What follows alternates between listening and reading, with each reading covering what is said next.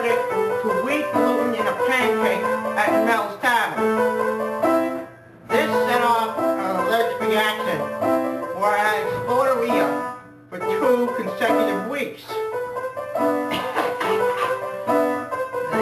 I had a large rash on my thigh, which caused a lump. I went to the doctor, and he said I had a benign tumor. He told me it looked like the inside of a bell pepper. I was so mortified that I didn't take a shower for 3 weeks. The stench that I produced was so abysmal that people ran away. I lost my job and got 3 accounts of child molestation from the stench it produced.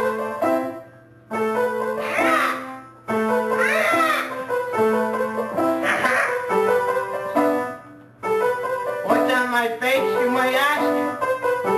I have been mulling. I have been mulling my way towards freedom from this stench.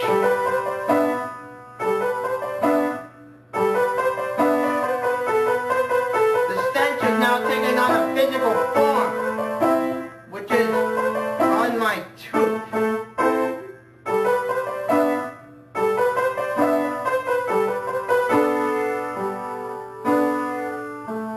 So you ask yourself, why does this have anything to do with you?